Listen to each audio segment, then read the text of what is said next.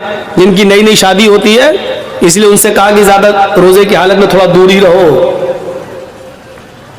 रोजे की हालत में बीवी से। क्यों कहा?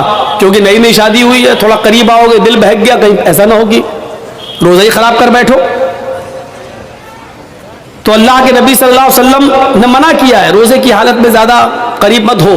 रात पूरी पड़ी है, दिन में करीब मत हो। तो उसने कहा अल्लाह के रसूल 60 रोजे वो भी मुसलसल पैदल पर नहीं रख पाऊंगा। आपने कहा क्यों? कहा एक रोजे में तो ये हालत हो गया, बीवी से मिल बैठा, 60 नहीं रख पाऊंगा। एक रोजे पे तो सब्र नहीं हो सका, 60 में कौन करने? नहीं हो, ये भी नहीं हो, मेरी ताकत से बाहर है। अल्लाह के नबी ने कहा अच्छा तो तीसरा ऑप्शन भी है तुम्हारे लिए। कहा क्या? आपने कहा 60 मिस्कीनों को खाना खिलाओ। बड़ा दिलचस्प वाकया है, 60 मिस्कीनों को खाना खिलाओ। कहता है 60 कहां? अल्लाह के रसूल आपको मालूम नहीं है कि मैं किस बस्ती से आया हूं?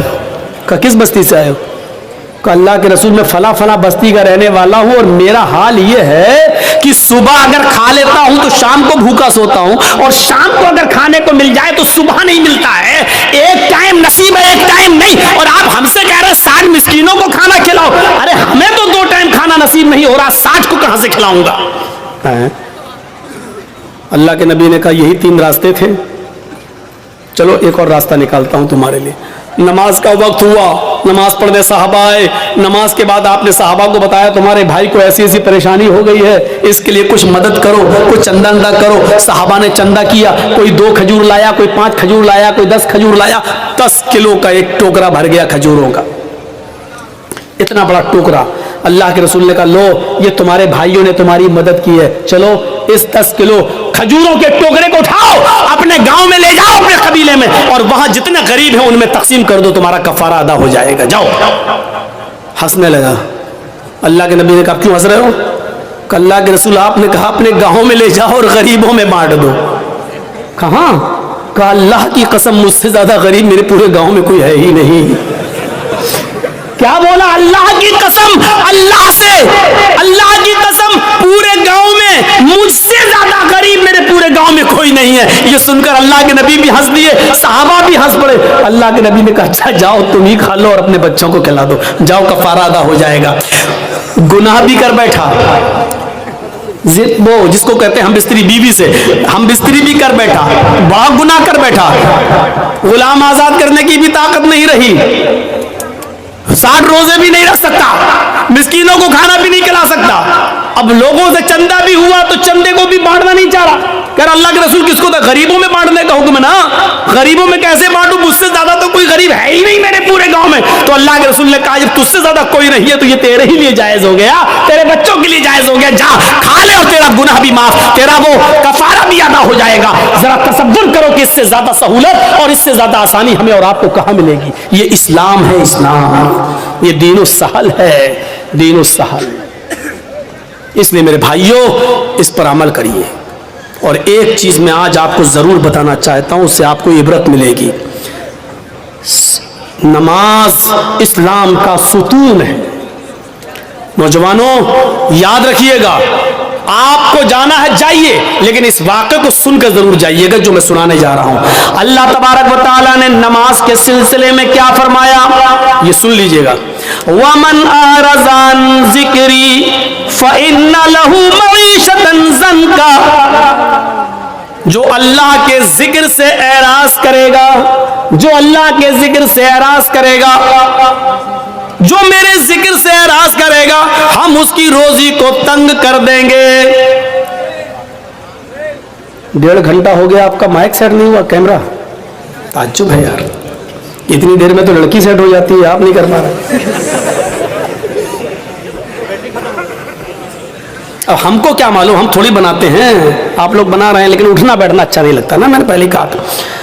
अब सुनिए, वमन आरज़ान ज़िक्री, अल्लाह ने क्या कहा, जो मेरे 2-3 चीजें आपको मिलेंगी, पॉइंट नोट करिएगा।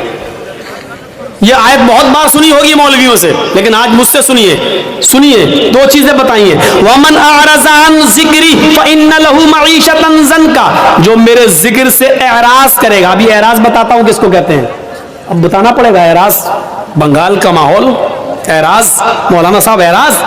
वमन आरज़ा अन ज़िक्री फ़इन्न लहू मईशतन ज़नका, जो मेरे जिक्र से रूगर्दानी करेगा, मुंह फेरेगा, हम उसकी रोजी को तंग कर देंगे। अल्लाह ने यह नहीं कहा रोजी बंद कर देंगे, दो चीजें हैं।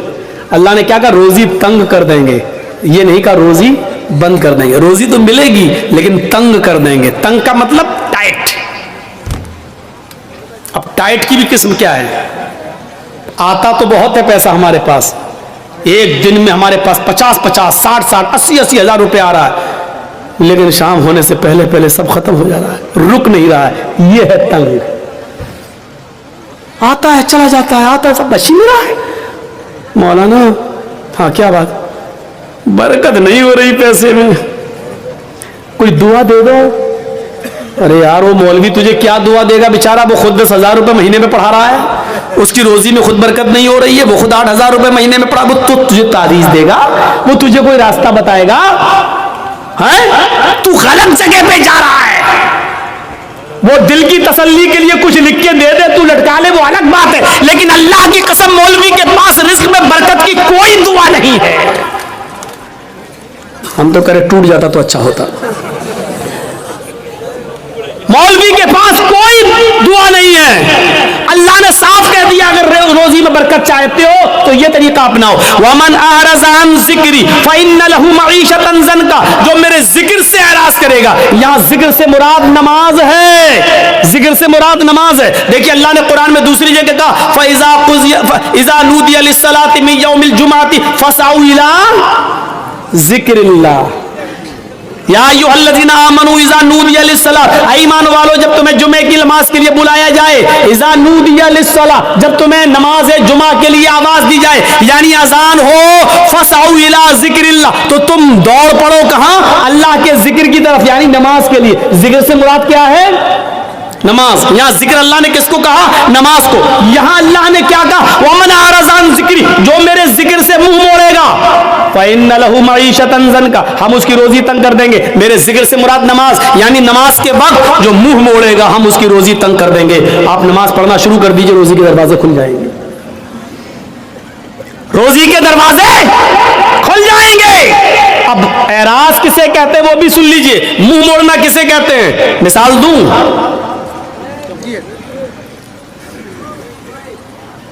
हमारे नोट भीग गए, हमारे पास 2-2 हजार के नोट की एक गड्डी है और रखी हुई है घर के आंगन में, खुला हुआ है, और बारिश हो रही है, हम कैरम बोर्ड खेल रहे हैं।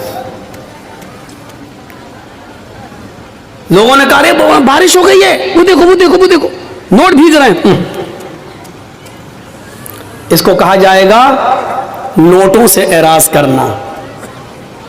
नहीं समझे? एक और मिसाल समझाता हूं। बच्चा रो रहा है, भूखा है, बच्चा रो रहा है, भूखा है, उसको मां के दूध की जरूरत है, और उस बच्चे की मां टीवी का सीरियल देख रही है। कौन? वो क्या, सास भी कभी बहू थी, टीवी का सीरियल देख रही है, बच्चा रो रहा है और माँ टीवी के सीरियल में लगी हुई है। नहीं नहीं, बच्चे को उठाऊंगा, दूध पिलाऊंगी तो ये समझ नहीं पाऊंगी, ये बच्चा रो रहा है, माँ देखने में लगी है। इसको कहते हैं बच्चे से एराज करना, यानी माँ को टीवी के सीरियल की फिक्र ज्यादा है, बच्चे की फिक्र ज्यादा नहीं है। हालांकि बच्चे को फेंक नहीं रही है, बच्चे को भगा नहीं रही है, बच्चे को घर से मार भी नहीं, चुप चुप गिरने दे, चुप चुप, मार भी नहीं रही, लेकिन रोने दे रही है, परवाह नहीं कर रही है, टीवी देखने में लगी है। इसको क्या कहा जाएगा? इसने बच्चे से मुंह फेर लिया, इसने बच्चे से एराज कर लिया। समझ गए ना? मसलन घर में आग लग गई है, हम क्रिकेट खेल रहे हैं, किसी ने बताया तुम्हारे घर में आग लग गई है, फौरन क्रिकेट छोड़ के हमें घर जाना चाहिए, जितना बच गया उसको बचाना चाहिए, जितना जल गया उसके बनाने की फिक्र होनी चाहिए कि नहीं हम इसको बनाएं। उसकी फिक्र नहीं कर रहा है, जो कुछ बच सकता है पानी वानी डाल के उसको बचाना चाहिए, लेकिन नहीं बचा रहा है, क्रिकेट खेलने में लगा है। इसका मतलब क्या है? उसने अपने घर से एराज कर लिया। अब समझ गए होंगे आप कि नमाज से एराज का मतलब क्या है। नमाज से एराज का मतलब यह है, यहां हम कैरम बोर्ड खेल रहे हैं और वहां मुअज्जिन कह रहा अल्लाहु अकबर अल्लाहु अकबर। हम अल्लाहु अकबर की आवाज सुनकर भी कैरम बोर्ड खेलने में लगे हैं। इसका मतलब यह है कि हमने नमाज से एराज कर लिया है। हम नमाज का इनकार नहीं कर रहे हैं, लेकिन नमाज के वक्त हम नमाज पढ़ने नहीं जा रहे हैं। यह है नमाज से एराज। यहां मैच हो रहा है, इंडिया पाकिस्तान का मैच आ रहा है, यहां अजान की आवाज आती है हय्या अलस्सलाह, आओ नमाज के लिए। हम सोच रहे हैं यार 5 ओवर बाकी रह गया है, हम ये देख लें। अगर ये नहीं देखेंगे, अगर नमाज पढ़ने जाते हैं तो मैच का लुत्फ नहीं ले पाएंगे। कौन हारा कौन जीता ये तो पता चल जाएगा, लेकिन मैच का एक एक बॉल का जो मजा लेना है और एक एक बैट शॉट का जो मजा लेना वो देखकर ही मिलेगा। हमें मालूम है 5 ओवर बह गए हैं, लेकिन 5 ओवर के देखने के चक्कर में हमारी जमात चली जाएगी। ऐसे मौके पर जमात को नजरअंदाज कर देना और मैच को देखते रहना, यह है नमाज से एराज, यह है नमाज से एराज। जो नमाज से एराज करेगा हम उसकी रोजी को तंग कर देंगे। जिन लोगों की रोजी तंग है, यानी पैसा तो बहुत आता है लेकिन रुकता नहीं है, दुनिया का कोई भी मुल्ला और कठ मुल्ला तुम्हें कोई तावीज नहीं दे सकता है। अगर तुम्हें अपना इलाज करना है तो नमाज से एराज बंद करो, अजान की आवाज सुनते ही फौरन मस्जिद की तरफ जाओ और नमाज की अदायगी करो। अल्लाह से के जिक्र से एराज का भयानक अंजाम क्या होता है, उस अंजाम की तरफ मैं तुम्हें लाना चाहता हूं। आपने नाम सुना होगा, उत्तर प्रदेश में एक जिला है जिसका नाम है गाजियाबाद।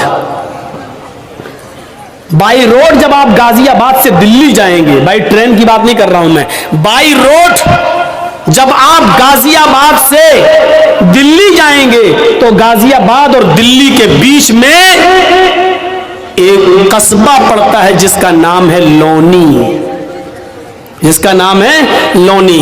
मुसलमानों की अक्सरियत यहां रहती है, मुसलमान ज्यादा इस बस्ती में रहते हैं और सब अल्लाह का शुक्र है ज्यादातर दौलतमंद, पैसे वाले और बड़ी बड़ी कोठियों के मालिक।